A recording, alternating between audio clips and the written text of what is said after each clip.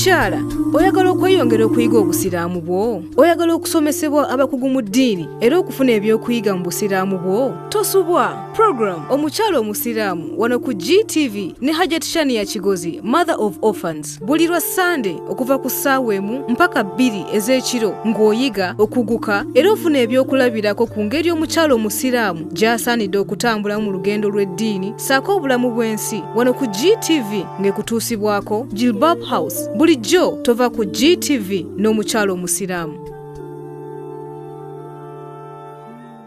أعوذ بالله من الشيطان الرجيم بسم الله الرحمن الرحيم رب اشرح لي صدري ويسر الأمر واحلل عقدة من لساني يفقهوا قولي الحمد لله ثم الصلاة والسلام على رسول الله صلى الله عليه وبعد Abakyaala Shania Kigozi الأيتام mama bamulekwa nakulwa leero lwa Sunday program yaffe omukyala omusiraamu ngetuuse omukyala ali awo yita ba sisters musembere bidni rahman twejjukanye era tube nga tulaba nti nno tufuna ekyokuyiga mu misomo nga gino gy'abakyala era nga programu yaffe eno etuusibwako aba Jilbab House Ham Shopping Ground. Omukyala yenna ali ayo manya nti hijab jilbab kyambalo okubeera Allah subhanahu wa ta'ala era kiragiro okubeera era Allah subhanahu wa ta'ala. So abakyala aba Jilbab House olabe nga bakwambaza engeri ey'obusiraamu era Allah subhanahu wa ta'ala gyalagira.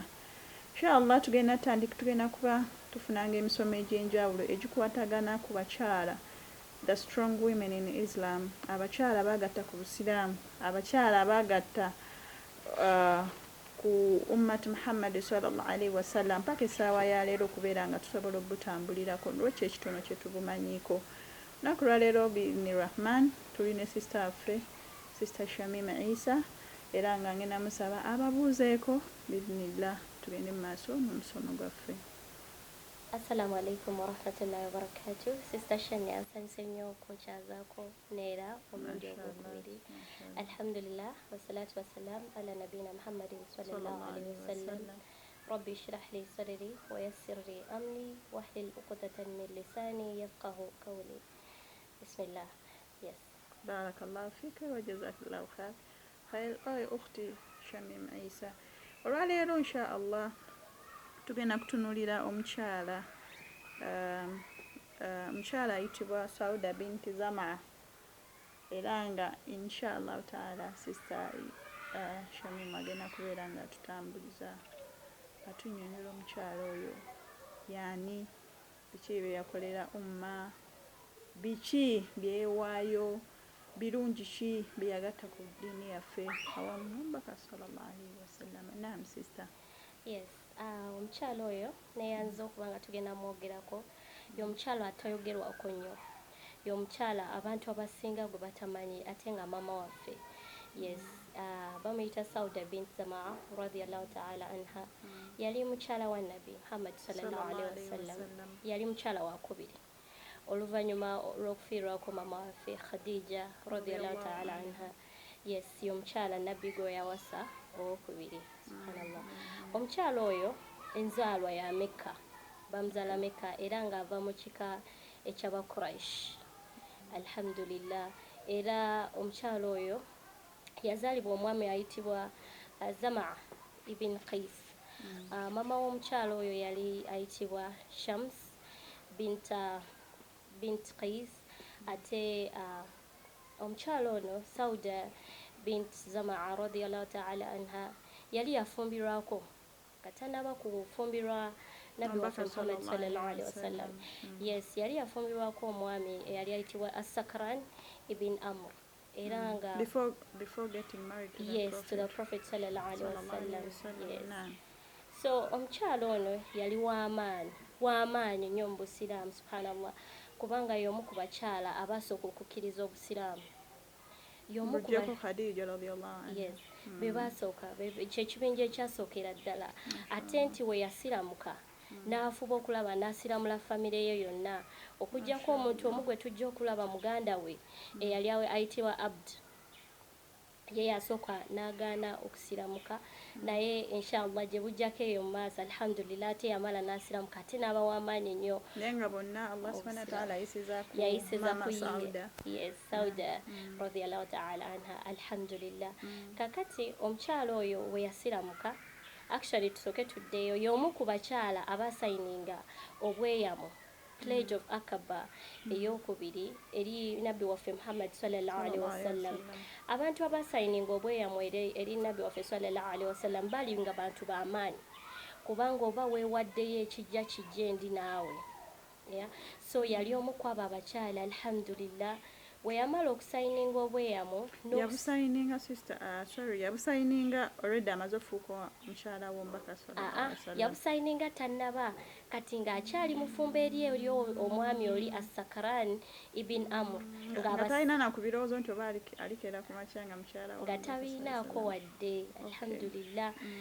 n'asayininga obweyamo eri omubaka ku lw'obusiraamu kubanga yabwagala nnyo era ebiseera ebyo yalina abaana 5 naye abo abaana ate teboogerwako nnyo mu bitabo tetubamanyiiko kyamaanyi abaana before nga tannafumbirwa mubaka yalina kati tuli kwogera ku baana be yasooka okuzaala nga tannasiramuka kubanga omubaka ye ate teyamuzaalamu mwana n'omu kati ate alina omwana omu gwe yazaala ng'asiramuse gwe tumanye ennyo bamuyita Abdurrahman which means Sauda binti Zama yasiramuka akyalina wa mwami we yes yani abaana abamu babazaala nga tannaba kusiramuka then asembayo ne bamuzaala ng'amaze osiramuka yes omukyalo ono bebamu ku bakyala bebamu ku bantu abaava e Mecca ne bagenda Abyssinia ne badduka ne bava e Mecca ne bagenda Abyssinia olw'eddiini yaabwe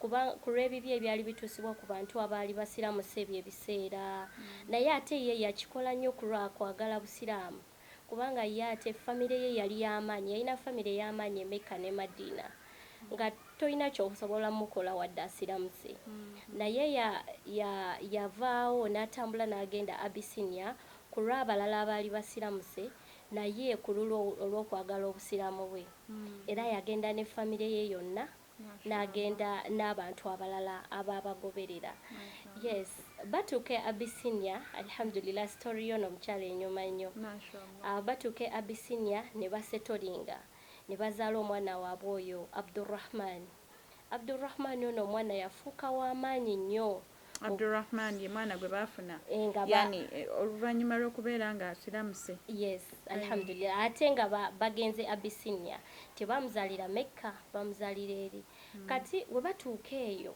ne bazaala omwana oyo tujja mulabako eyo mu maaso we tuba tweyongeddeyo nti yafanga mata ng'omujulizi tukiyite tutya omujulizi nga shahid exactly yafanga shahid mu lutalo olwali olw'aba Persians bagiyita Battle of Jalulas yes sinangeri gye nsobola Jalulas tetukimanyi mu Luganda kituufu naye tujja kirabako eyo mu maaso inshallah nga tweyongeddeyo omwana oyo yafa bw'atyo mwolwo olutalo olwa Jalula alhamdulillah olutalo nayo lwali lw'abasiraamu yes n'aba Persians kati we basetolinga Abyssinia lunaku lumu wano ekinyumira ennyo lunaku lumu Sauda binti Zama radiyallahu ta'ala anha ng'afuna ekirooto yafuna ekirooto nga alaba nabbi waffe Muhammad sallallahu alaihi wasallam ng'ayingira mu nnyumba yaabwe n'ajja n'afukamira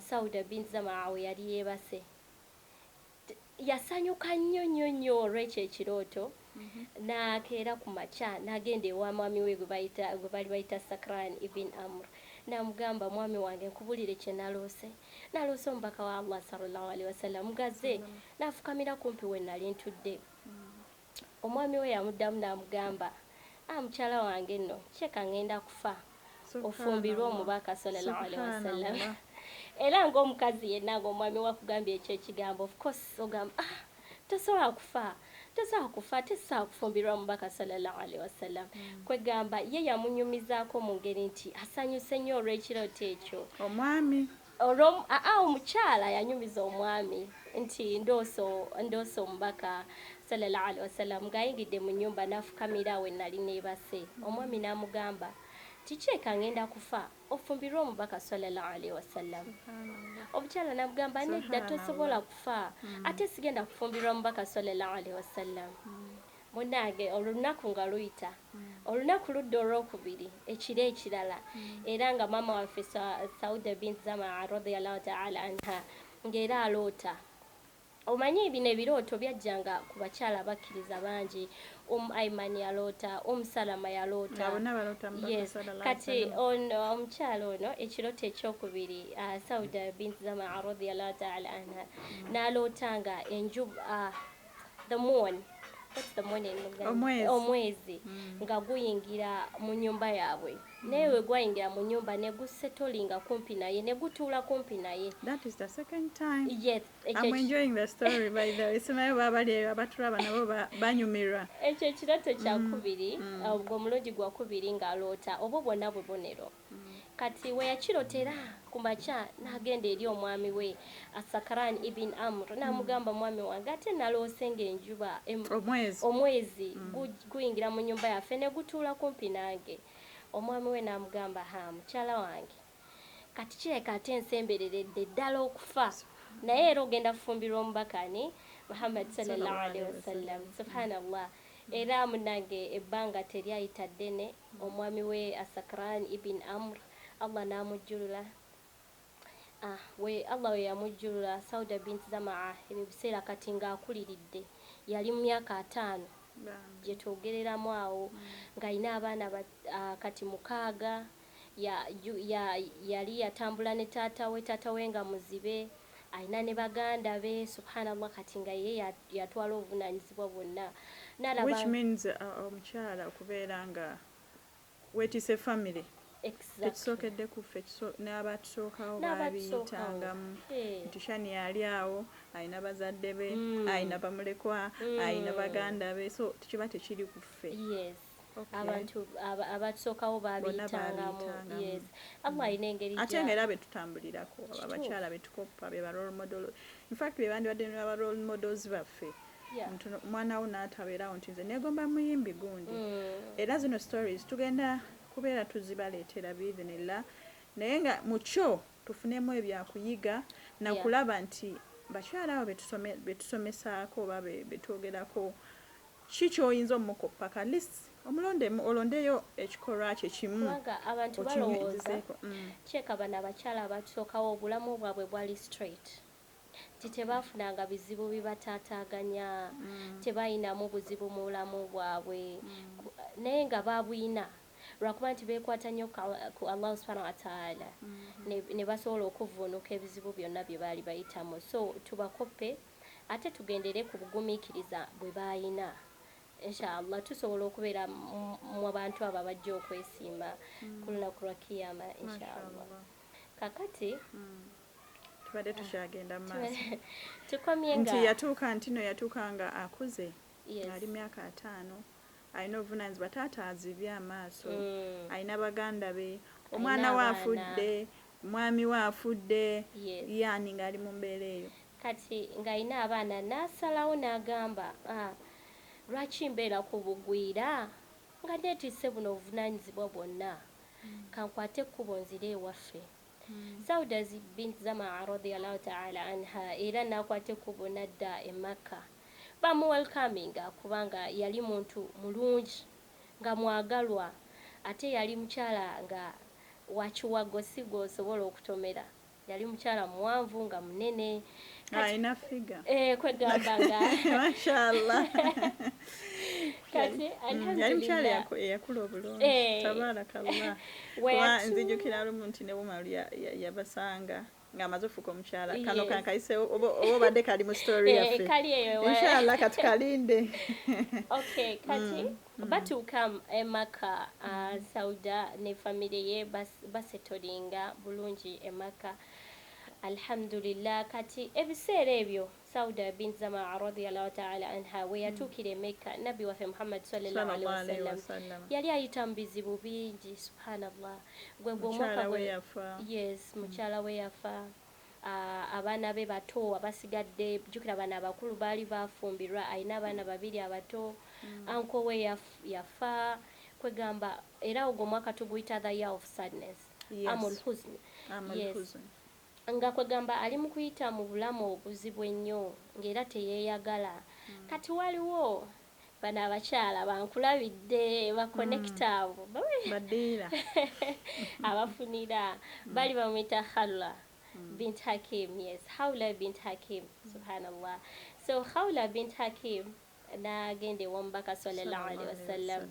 namugamba omubaka wa Allah nkulaba wafiirwa omukyala wo Khadija radhiyallahu ta'ala anha naye kati okungubaza ekimala kyekiseera olowooze kukufumbirwa kukuwasa subhanallah yes kati omubaka sallallahu alaihi wasallam we yawuliriza ekirowoozo kya Khawla bint Hakim omubaka nakkiriza namugamba Khawla kale naye bantu ki boolina mu kirowoozo bosobola okunfunira Khawla bint Hakim natandikirawo namugamba omubaka wa Allah nina abantu babiri bemanyi abalungi bosobola okwagala asookera ddala muwala wa mukwano gwo gw'osinga okwagala nnyo Abubakar era ng'oyo ye Aisha bint Abubakar mama waffe omulungi radhiyallahu ta'ala anha yes namubuuza ate owookubiri yani oyo nabbi waffe yabuuza Khawla bint Hakim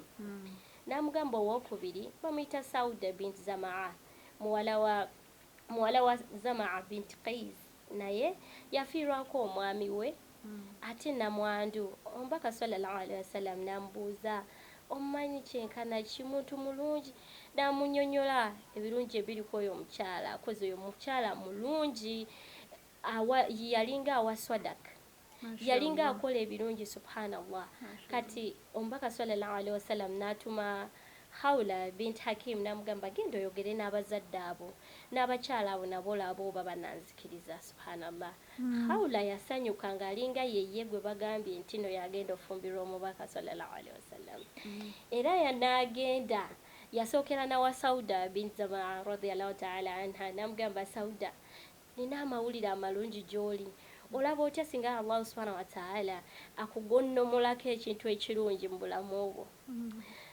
ekitegeeza n'abadiringira abantu si baakati bava ku mulembe gwa abafunira si kibi okufunira kasa kiba halaali nti togenda kufunira abantu kugenda ate mu bwenzi kati Khawla oyo ddiira n'agenda yasookera wa Sauda kubanga yali amwagala nnyo ate yasanyuka Sauda n'abuuza Khawla bint Hakim Khawla Allah subhanahu wa ta'ala ayinza kunkolera kikati kiki nnyo Allah kyampadde ekisinga obusiraamu Khawla n'amugamba nina obubaka kuva ewa nabbi waffe sallallahu alaihi wasallam yes abadde antumi ntuuse proposal ye ey'okuwasa eri gwe Allahu akbar Sauda bint Zamaa n'amugamba Khawla tonzanyisa saawa zino mu biseera by'ebizibu byendimu Khawla bint Hakim namugamba Sauda sisobola naye ng'omubaka antumye nkole kintuuse okusaba kwe nti ayagala kuwasa Sauda bint Zamaa yasanyukirawo namugamba nze nzikiriza njala kufumbirwa omubaka sallallahu alaihi wasallam kati namugamba naye kansooke ngende ngambe taata wange olaba ekikulu ekiri mu bazadde imagine omukyala wa myaka 5 but still akyatwala proposal soka agitwalire bazadde be balabe nti nno nga bakola ki taata we of course we batuusawo proposal ne bamugamba nti no Muhammad sallallahu alaihi wasallam yabadde ayagala okuwasa muwala wo Sauda bint Zamaa of course taata we yasanyuka n'agamba eyo match, it is a match in heaven. Mashallah, of course, mzadde kyayizogana mubaka wa Allah. Nakkiriza alhamdulillah. Kati Halwa bint Hakim n'avaawo n'agenda ewa Aisha. Namugamba Aisha. Wa Aisha ki? Aisha bint Abu Bakar. Really? Yes. Kubanga Omubaka sallallahu alaihi wasallam ayitanamuwasa. Yali tanabamuwasa, yali afiiriddwa. Ate abatugamba nti omubaka sallallahu alaihi wasallam Aisha nga muto.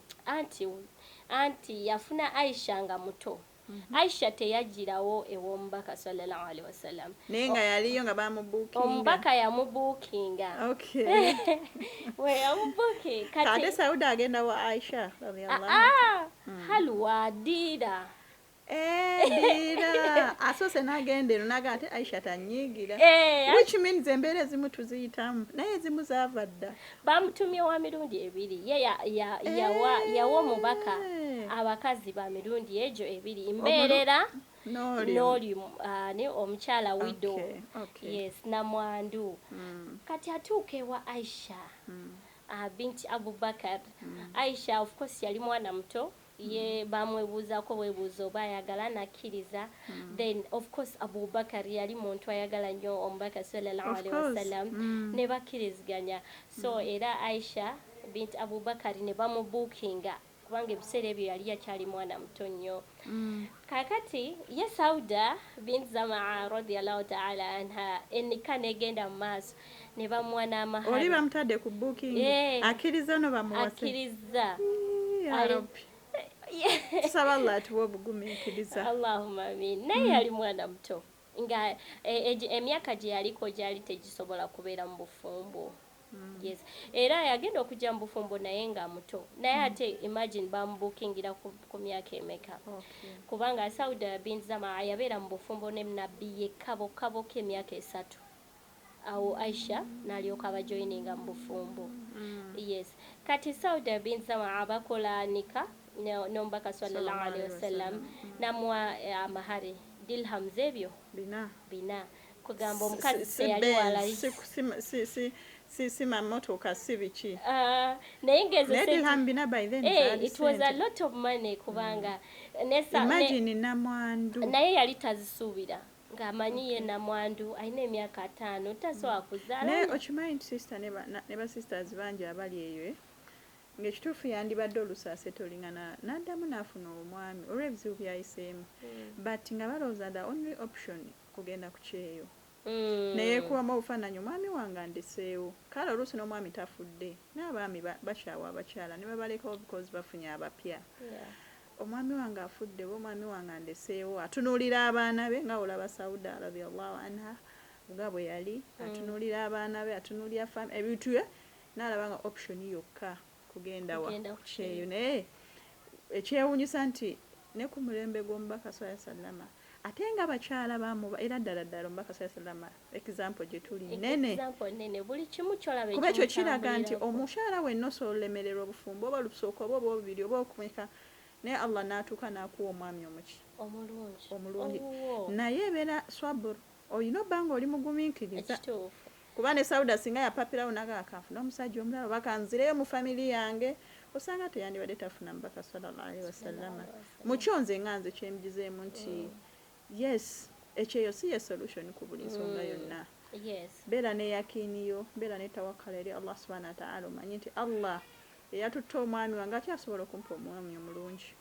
Obugumiikiriza ate ogumiikirize mu ngeri ennungi. Tugende maaso ne story. Sabran jamila Allah yakitugamba gumiikiriza mu kugumiikiriza okukyasinza okuba okulungi. Allah subhanahu wa ta'ala ajja kwanukula. Yes. Ate obeere n'okukkiriza nti Allah agenda kinkolera mu budde bwonna bwali bakireetedde. Kakati tukomye nga Sauda bint Zamaa radhiyallahu ta'ala anha after 3 years omubaka sallallahu alaihi wasallam n'awasa mami Aisha radhiyallahu anha. Naye mu kino emyaka 3 no Sauda we yali n'omubaka sallallahu alaihi wasallam okimanyi we wali ne Isra wal Miraj omubaka we yagendera. Yes. So kwegamba omukyalo oyo yali w'amaanyi nnyo mu bulamu bwa Nabbi sallallahu alaihi wasallam kubanga yamusanga naye ate mukyala munayi abantu gwe batayogerako gwe batasomesaako kubanga when we talk about nze kye nali mpuddeko ekyamaanyi beauty ye she was beautiful nga mukyala yakula bulungi ebisinga byempulira naye simuwulira nnyo nga bantu bamwogerako nga mubakyala bamubaka ebintu nga wetugambye nti osaba Allah ekintu nakikwanukula ono omukyala yasaba nnyo Allah obutabeera nnyo mu limelight wotunulira ne hadithi ze yatuwaako ez'omubaka ku myaka gyonna gye yamala n'omubaka yatuwa hadithi 5 1 2 3 4 5 emyaka gyonna gye yamala kwegamba obulamu bwe bwali bwekusifu nnyo teyayagala nnyo kwatiikiriza nnyo abakyala b'abakabaka bonna b'omubaka sallallahu alaihi wasallam bakolanga daawa ng'omubaka afudde basasanya ng'obusiramu naye nga ye bamwebuuzaako katini si omuntu eyagendanga n'asasanya nnyo kubanga yayagala nnyo okubeera nga mwekusifu so Allah omusaba ekintu akikuwa so naye ekyo kye yasaba Allah subhanahu wa ta'ala olaba kimugendeddeko emyaka gyonna nti yali mukyala w'amaanyi n'ate abantu tayatuukiridde nnyo nti osobola obuuza omuntu abakyala b'omubaka sallallahu alaihi wasallam era ajja kugambako abo betumanyi yes kakati omukyala oyo yali mukyala kino tukitwala ekyokuyiga ebeere example eri abakyala abalina bajja baabwe oba basisters bamwe abalala mu bufumbo omukyala oyo ya Nabi Muhammad sallallahu alaihi wasallam yagenda n'aleeta Aisha of course nga wetugambye nti Aisha yali mwana muto oluvannyuma lw'emyaka 3 gye bamuwamu okubanga akuzekuzemu okubeera ng'asobola onywerera mu bufumbo omukyala yatwala Aisha ng'omwana we. Really? Subhanallah. Aisha atugamba mu hadithi emu atugamba mu hadithi emu nti teri muntu yali atudde mu mutima gwe n'amwagala nga we yayagala Sauda bint Zamaa radiyallahu ta'ala anha. Muntu kyasobola okugamba ekyo ku mujja we yagamba yamutwalanga maama na Aisha yajja mu bufumbo nga tamanyi kufumba era bachi jokes bachi jejanga yes bachi sagiranga kondo mubaka ne Sauda radiyallahu ta'ala anha lunaku lumu katika mbaweyo ngawe bachigezanga ngawe bachisagiranga ko lunaku lumu Aisha yafumba we yafumba ombaka yena ne bamwemere natandika okulya Sauda ne bamwemere nagamba sigenda kulya Aisha namugamba lwaki togenda kulya namugamba Aisha tomanyi kufumba Aisha namugamba Sauda otalya ngenda kusigene emmere mu maaso naye mu ngeri y'okusaagira subhanallah era Sauda ombaka namugamba jimusige kati era Aisha nakwata emmere n'agisiga Sauda mu maaso kati ombaka nagamba Sauda naawe genda ojimusige ne Sauda basaga bazanya naye nakwata emmere n'agisiga Aisha kwegamba omuzanyo ne gubeeraawo. That is how good she was. Ate yali muntu nti she was a jolly person nti tasobola kubeeraawo nga musirise. Umar ababaka bonna bamwogerako baswahaba bagamba omukyalo oyo yali wanjawulo nnyo. Waliwo ebiseera byalabiramu Muhammad sallallahu alaihi wasallam ngali depressed nga si musanyufu namubuuza omubaka kiki namugamba tewali kati Sauda yali ayagala omubaka aseke namugamba ya Rasulullah ejo wabadde osaaza n'olwawo nnyonyo ku rukuwa nentandika okukwata n'ennyindo yange bwenti nga njinyigiriza omusaayi nga nkieka gugenda nakuyinka naye nga ki ekikulwisa ku rukuwa okyo omubaka yasekayo kali kyamusanyusa nnyo n'aseka namugamba naye Sauda kwegamba tuyiga okusaagirira tuyiga okubeera n'abaagalwa baffe mu ngeri etali serious all the time. So she was that kind of person subhanallah. Ate yali muntu mugabi nnyo.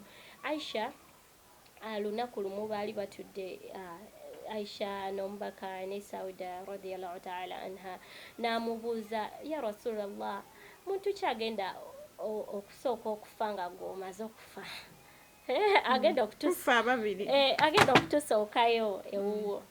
Omubaka sallallahu alaihi wasallam n'abagamba omuntu asinga omukono omuwanvu kummwe ne beepima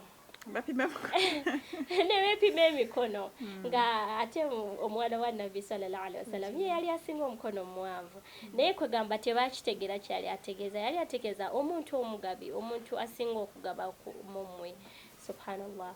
omukyalo oyo yali mugabi in that omubaka sallallahu alaihi wasallam we yafa Umar ne banne bamuletera ebirabo ne bamuletera ssente ekibaketi kya ssente naye wallahi teyakozesako wadde neemu n'atandika ozigaba zonna mu bantu abali bateesobola naye ng'ate naye ebyo ebiseera yali afuuse namwandu naye kwe kugabako yaliko subhanallah. Inshallah taala katugendeko mu kuwummulako story ya Sauda radiyallahu anha. Sallallahu musaasire era muwejja n'era muwe ebirungi yonna gy'ali. Sallallahu tusisinkanyeko n'abakyala ngaabo kuba oli awo abamu ku ffe be ba role models baffe. By the way, my role model is Khadija. Oh, mashallah. Mashallah. Sallallahu ankozesa ebyo ngezeeko at least maybe 2% kwebyo biki bye yakolera eri obusiraamu. Inshallah taala tugendagendako mu kuwummula naye nga tukyakomawo ne story yaffe eya mama waffe Sauda radiyallahu anha. Tebwerabira nti programu yaffe tukusibwako Abajilbab House. Enamba yaabwe 075 mukaaga 00 mukaaga M0 oba bakyalyeko ku dduuka lyabwe Ham Shopping Ground shop A98 A99. Katugendeko mu kuwummulako inshallah tukomawo ne story yaffe.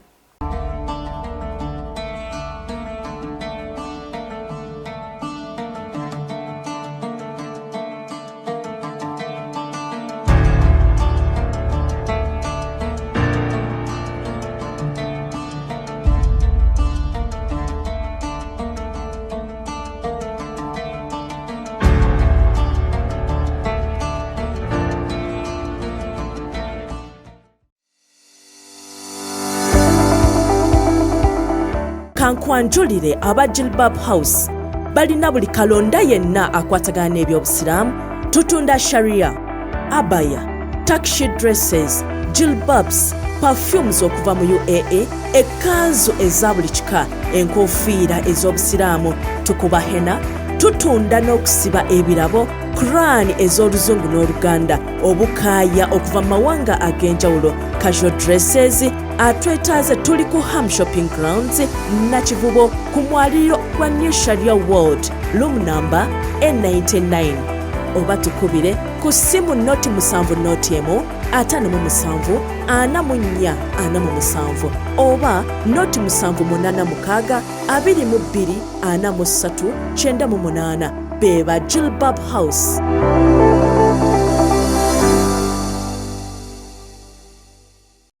Omukyalo Musiramu every Sunday from 7 p.m. to 8 p.m. with Hajat Shania Kigozi. GTV for unity and development.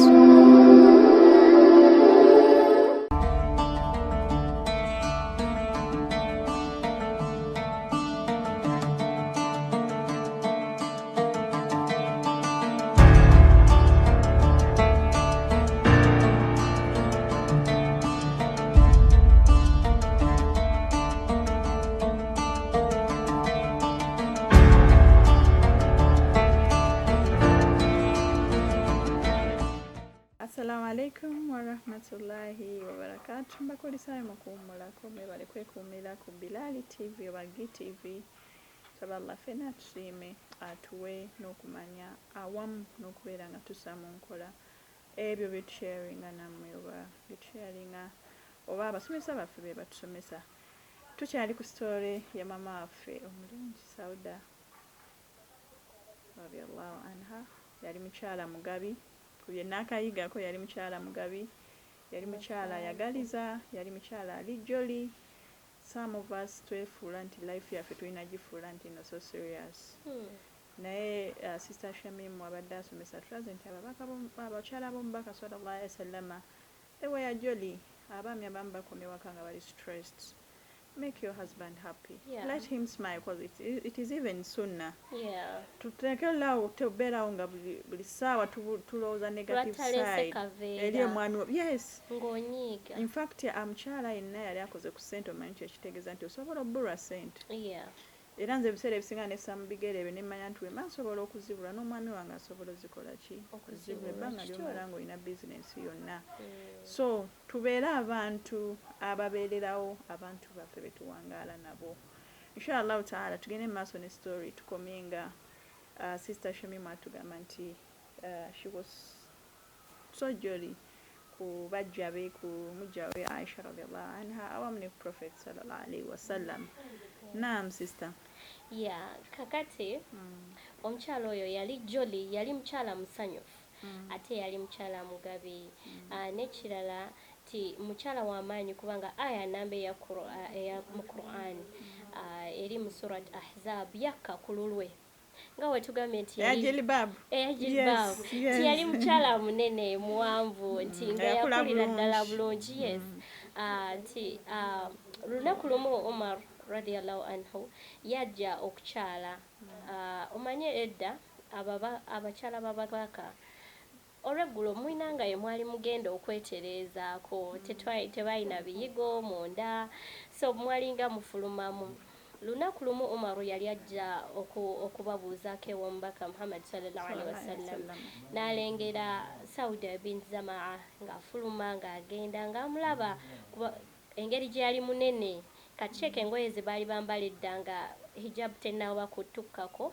nga ziri so revealing ziraga omubiri gw'omuntu Umar we yatuuka n'amugamba maama waffe mama w'abakkiriza nkulabye nkwetegereza kati omubaka sallallahu alaihi wasallam yakiwulira naye yali musajja mugezi nnyo nti ekintu ky'atalinaako kumanya takyanguyira yes so yasirika mpaka Allah subhanahu wa ta'ala naweereza eyo aya eri mu surat Ahzab ngetulaga engeri y'okwambalamu abakyala mwambale mutya subhanallah so alhamdulillah aya eyo yakka kululwe kuloyo omukyala okumanya yalina empisa ennungi eri abajja be nga bwe tugambye nti yali akuliridde mu myaka kati omanyi wetukula abakyala tutuuka ng'azi n'ensonga z'omukwano okoye tokyazaga tokyazinyumirwa omubaka sallallahu alaihi wasallam n'amugamba Sauda oba nkutalake Sauda n'amugamba nedda ya Rasulallah njagala nzuukire nga ndi omu ku bakyala bo ngera nkyayitibwa mukyala wo Sauda n'amugamba nedda nze nsobola okubeerawo nga tetugenze mwezi ensonga z'omukwano naye ekiro kyange njala okiwe Aisha era ekiro ekyalinga ekya Sauda radiyallahu ta'ala anha ng'omubaka sallallahu alaihi wasallam akigendamu ewa Aisha radiyallahu ta'ala anha so yalina ekisa yali muntu mulungi subhanallah but do we still have those people? Baliyo bawala nabajja ba bali sinabalaba bali my friends basulana wamu we but befa babeera nfe tubagamba naye ddala mujjawo ddala like obeera ne question marks nga omu nagamba nti nedda Bambi she's good Bambi she's good Allah abakusaasidde kyemmanyi nti ekituufu sister obujja gye buli nze tipu nyangu nnyo eyo gye nnyinza okubawa abali eyo muntu agamba sister Shania obujja bumpisa bubi my husband is going to marry on 24th naye mpulira ne munju sisobola kukola ki nfa ndowooza ku lunaku lugenda bbeera lutya ekintu kiri very simple wake up at night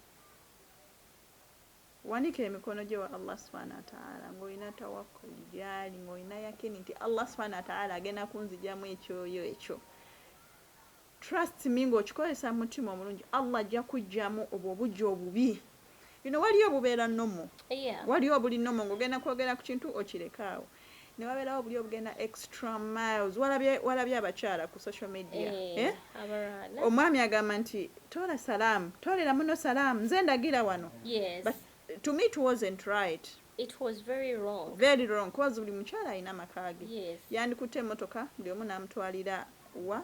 Because Allah yatutonda nga tuli bantu banjawulo. You understand? Olaba ekyo ekintu. Waliwo ebintu by'olina okubikkirira. Naddala ng'oli mu bantu. Ekyo kikulaga empisa z'omukyala. Nti singa omwami wammwe akoze ekintu ng'ekyo, n'abakuŋŋaanyiza ewantu wamu n'akugamba toolera muno salaamu. Sigamba nti omwami kye yakoze kirungi, naye ate gwe ng'omukyala olina okubikkirira obuntu bwammwe bumwesojjasojja ebbali. Anti ndi mulungi. Ne weebikkirira mu bantu. Ndi mulungi. Oba owulira nti you're beautiful, really. Teri kikukoonako. Anti kati oba otulaze empisa zo. Ne tugamba bannange omuwala oyo nedda alimbye.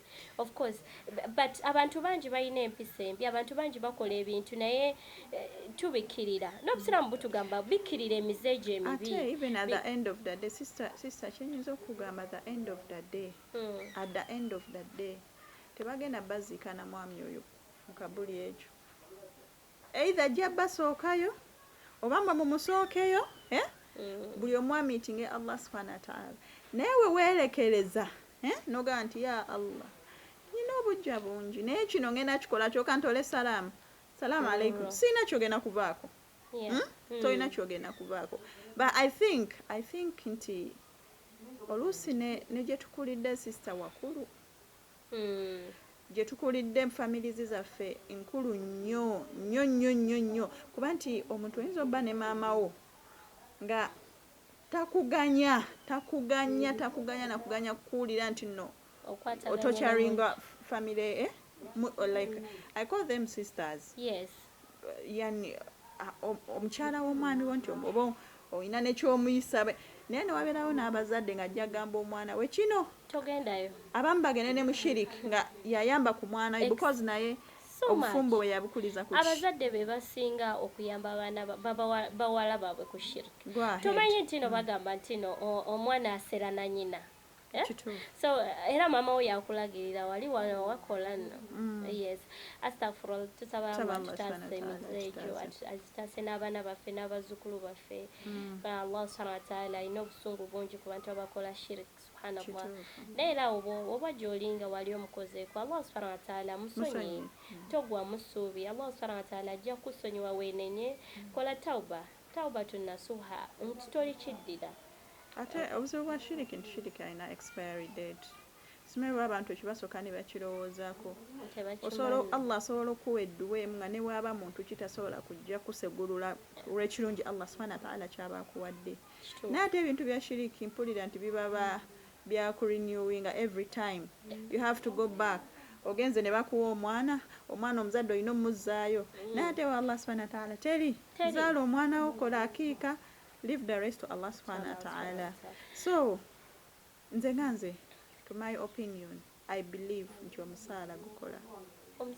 Kyonna kye weegomba ku muntu omulala, Allah asobola okikuwa. Ng'ovunnamye awo n'omuga Allah kino kye njagala. Naye ng'ate lwaki weegomba omulala? Osobola kwegomba obulungi Sister Shamim ne ngamba mashallah ya Allah. Nsaba nange ompe enyambale nga Sister Shamim nga bw'ayambala. Ya Allah sina busobozi bugula hijab ya mitwalo 3 ya Sister Shamim gy'ayambadde. Naye nkusaba kale ompe obusobozi nange nsobola okukola. Kuba nze nina abantu bangi bemanyi nti baagala okwambala hijab. Naye rebe ya hijab n'alemererwa. Naye nga alina laavu yaki? Yaayo. So okwegomba aliyo sister okulungi. Sister olina eddoboozi osoma bulungi Quran. Okwo kwegomba kukola ki? Naye si kwegomba nti nno bamugulidde kawundo. Nange kye njagala. Nange oko tebakuyita nakwegomba. Oko bakuyita Nsara. Yes. So ekyo si kwegomba eyo nsara. Ate ngambi. So Sauda eyo byonna teyabirina. Sauda mama waffe Sauda binti Zama ebyo byonna teyabirina yali mukyala mulungi nti newe yalinga mu kiraamo kye ng'afa. By the way yakola ekiraamo wadde teyalina wadde n'ekintu n'ekimu naye yakola ekiraamo ng'afa n'agamba eruumu ebadde eyange njagala mugimenyemu wakati Aisha afune ekikye egejjese ya Aisha gy'abadde kye kiraamo kye yakola. Then n'alama nti engoye ze ebintu bye byonna babiwa abantu abateesobola. So oli omukazi simanyi na byensobola mwogerako subhanallah. Buli we tutunulira abo abakyala abamanyi mu busiraamu wallahi otunulamu n'olabira ddala nga you're not doing anything for your religion. Allah akuwa omuka, Allah akuwa ekyokulya, akutambuza buli lunaku. Naye okoze ekyo. okoze eki tewali subhanallah abakyala balwana ku lw'obusiraamu babeerawo ku lw'obusiraamu nabbi waffe sallallahu alaihi wasallam teyali musajja wa ssente n'abakyala abo bagumiikiriza babeerawo mu ngeri yonna ne bamugumiikiriza ne bamuwuliriza nga bamuwa respect naye sisita osanga omuwala ng'ayinamu ku ssente ya subhanallah alo bennalabye bali ku social media beeyuza naye nga maama na taata you know they have kids tomorrow abaana baabwe bagenda laba bino koza abantu batereka buli ekigwawo ng'omuntu akomyawo abantu buli omu afuna ekintu kye musimu however much gogenze n'obisangulayo wayogerako akantu ak'obutateeka everything on social media naye people are not adopting that you have kids at the end of the day omwana agenda keera ku makya okimanyi nti wetukula tusala emisango nti maama yayawukana ne taata naye osobola omumanya ani yali omukyala era ebiseera ebisinga abakyala baawukana nagamba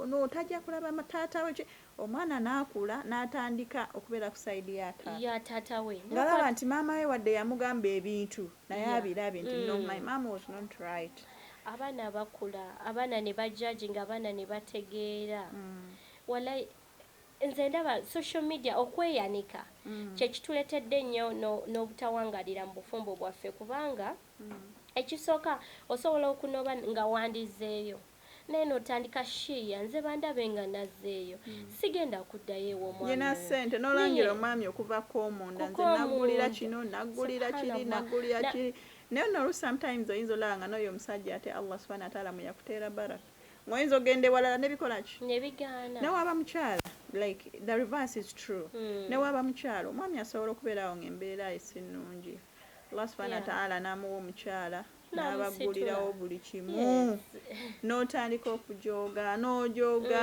mukyala bangi benda maduuka omwo nga bamenyeka bakola enola omwami we ajooga ali mu bikikale ayinza okuwasa sikutwala nga kujooga naye ate waliwo okujooga nti ono agenze eno n'agenda eno ono omukyala yamenyeka eriyo abaami abawasa n'ajooga bangi majority abaami balemeddwe tebamanyi engeri yakukwatamu buno obufumbo obw'abakyala abasukka mu omu ababiri abasatu balemeddwa ekisooka balina olugambo n'ayogera byajja eno n'abizza eno kwegamba osisitawo oba mujjawo gwe muli naye mu bufumbo n'ategera weaknesses zo n'akozesa weaknesses zo okufighting okutochalinga psychologically so ababaami beetaaga bafuna abaseka babwe babatuuze bababuulire engeri y'okukwatamu abakyala biki bye tuyiga mu kyafaayo kino ekya mama waffe Sauda binti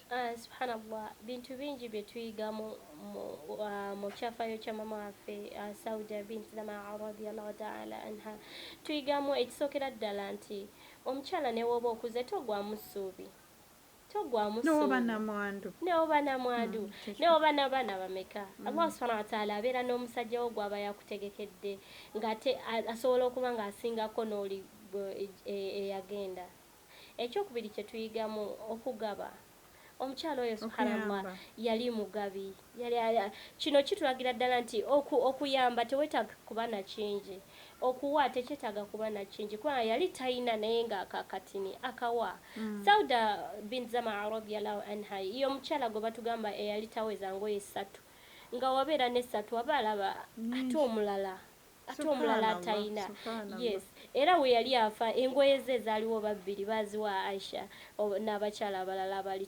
tebayina omukyala oyo nti newezabanga ntende nga ziri 5 yasookanga kuwa balala nga taneewa nti okugaba Allah subhanahu wa ta'ala buli woogaba akwongeza so ekirala kye tuyiga mu story y'ono omukyala obugumiikiriza swaburu ennungi omukyala ono yagumiikiriza n'okwagala baganda baffe bannaffe bajja baffe abo omwagala lilla gw'okikola lilla okumwagala tekitegeeza nti ogenda kusula waali buli ssaawa but tobeerako bukyayi naye beera nga you okay with it nti no waali naye tomuyinaako obwo obukyayi buli bwe tubadde tugamba obukuleetera okugenda okukola shirk subhanallah so ebyo ebintu byetumuyigako n'ebirala bingi nnyo so osobola okutunulira story ye nofuna ekyokuyigamu ng'omukyala ekisobola okuyamba n'ekisobola okugaziya ekkubo lyo ery'ejjanna okubeera ow'emmizo eri omwami wo n'okuuma ebyama by'omwami wo. We go through a lot n'abaami baffe n'okuba omusanyufu bingi bye tulaba bingi abakyala bye tugumira naye kyandibadde ekirungi kubikkirira abaami baffe. Allah subhanahu wa ta'ala yatusuubiza babikkirira bannaabwe naffe ajja kukola ki ajja tubikkirira. But omwami n'ovaayo n'oyanika mukyala wo, omukyala oluusi yalabirira n'abaana bo temukyali mwenna naye n'oteekako oyo omukyala abeera Malaysia, oyo omukyala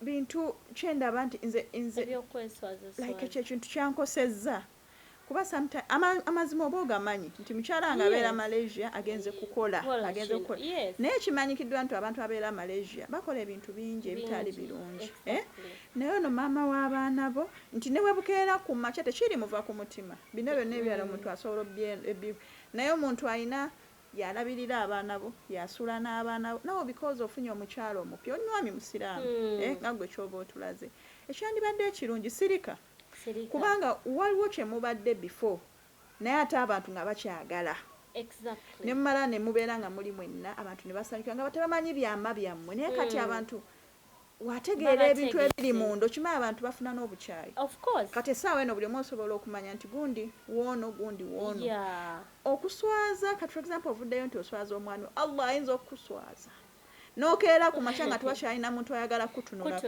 olw'okuswaza ate woswaza mukyala wo nawe oba weeswaziza gwe wali okola kino omuntu gw'omanyi agenda e Malaysia. So I think nti twandibadde tubikkirira bannaffe not only husband and wife.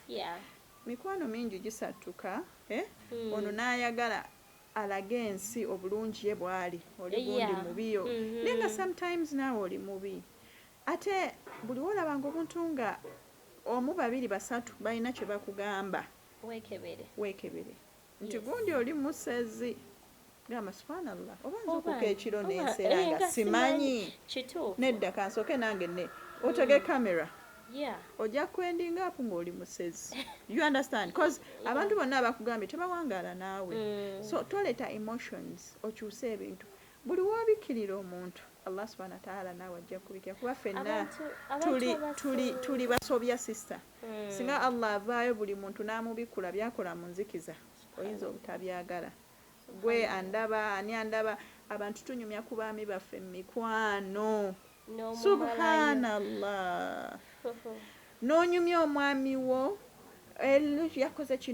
yakoze kino kale tukitwale nti omwami wo yakwanye tukitwale batyo nti omwami wo yakwanye kale yakwanye naye okimanyi okyasobola omubikkirira kuba one toyawukanye naye naye you have to call your friends yakoze kino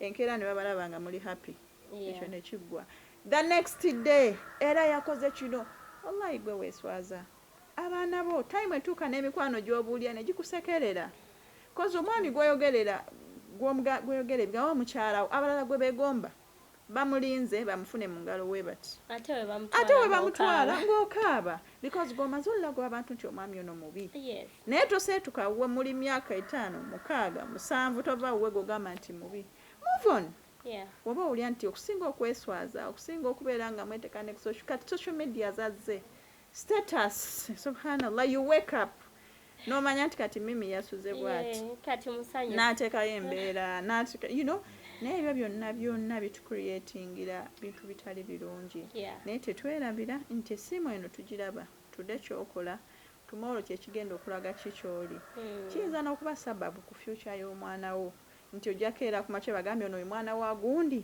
eyakolanga we bati n'abaana bo bakeere nga tebalina we basobola kutuula olw'embeera ezo z'okola ki bintu bingi betuyise ku Sauda mama affe Sauda radiyallahu anha bingi bye tumuyiseeko era nsuubira nti naawe ali atulaba omukyala yenna olina bingi by'omuyiseeko yali mukyala mugumiikiriza yali mukyala asanyusa omwami we abikkirira n'ebyama by'omwami we yali mukyala yalina tageti y'ejjana yali mukyala atayagala kubeera nga tukitwale mu butaala kuba ennaku zino abantu twagala obeera mu teyayagalira ddala butaala era mpaka kati I know some people nga ayagala alabe nyina following mmeka nkoleyo kapya ki leero kagende mu nsi n'abantu bakole ki naye ate gwe kola ebirungi ye Allah ajja kutunda mu dunya kasita omwesigamira akuwanika mu mpanike ennungi inshallah taala bw'otasuubira nakusuubira ntemanyi nti bonna abali eyo mwina kye muyize inshallah ngenda kusaba sister Shamima Isa inshallah abeeko obugambo butono bw'abasibirira era asiibule biiznillah. Kakati kyengenda sister kyengenda okusooka okusibirira abakyala banayi tunonye okumanya kugenda kuyamba nnyo okutambuza obulamu bw'obwa bulijjo. Yes, kuba buli kyoba ogenda okukola oba omanye ekiddako oba omanye bulungi obukirimu tojja kwetaaga kubira seeka tojja kwetaaga kubira shakat wenoonyeza okumanyako emitendera mingi nnyo gye tusobola okufunamu okumanya kati waliwo institute yaffe ey'abakyala eri awo ku Gaddafi subhanallah musobola okujja ne mujoyininga nnaku 2 mu wiiki ku Supreme Council inshallah Old Kampala ennaku 2 mu wiiki bagiyita Al Muslima Ladies Institute abakyala mujje musome time ntini nnyo registration yatandise registration yatandise sente ntini nnyo ensaamusaamu ate n'obudde obumala obutali buwanvu nnyo tusoma olwokubiri n'olwokusatu kuva ssaawa 2 mpaka ssaawa 7 inshallah tunasanyuka nnyo balaba banaye munoonye okumanya we bajja batuukire wa ku geeti tutuukire subhanallah we mutuuka musobola okubako n'enamba 0783 055423 mu Luganda 0783 055423 bagiyita Al Muslima Institute abambi mujje musome mujje munonye okumanya kugaziye kubo lyo erya janna ate kukukatake so it is compulsory you have to omukyala oba omwami Allah subhanahu wa ta'ala batugamba namsiibula sister okay سبحانك اللهم وبحمدك أشهد أن لا إله إلا أنت أستغفرك وأتوب إليك السلام عليكم ورحمة الله وبركاته وعليكم السلام ورحمة الله وبركاته tweyanziza nnyo abatulaba n'abatuwuliriza n'abatuwa obudde n'omalisa wayo namba ng'otudde otuwuliriza nsaba Allah subhanahu wa ta'ala ne mujjana ffe tetubalaba mwe mutulaba naye ffe tetubalaba naye tusaba Allah tusinkanye tuba tetuyisinkanye ku dunia tusaba wekitiibwa Allah tusinkanye ku yaumul kiyama nga atulaga akaseera kano ketusharingako nammwe neyanziza nnyo neyanza the brothers on camera brother Umar ne brother Arafat saba Allah nammwe abasiime emirimu gyammwe blessing family zammwe awamu ne bazadde bammwe tumira mama wange omulungi Hajat Shania Kigozi my dad Sheikh Hamidu Kigozi my family of Sheikh Ibrahim Onkanj big brother my hero my superstar Sheikh Elias Kigozi, Sister Farida, the volunteers one umma, the staff one umma, abana baffe bonna, ABS, Achi abonna, Al Ihsan and everywhere. My one umma team, Jazakallahu khair for everything. Saba Allah subhanahu wa ta'ala bankumire, era mubere bulungi, mweraba. Assalamu alaikum wa rahmatullahi wa barakatuh.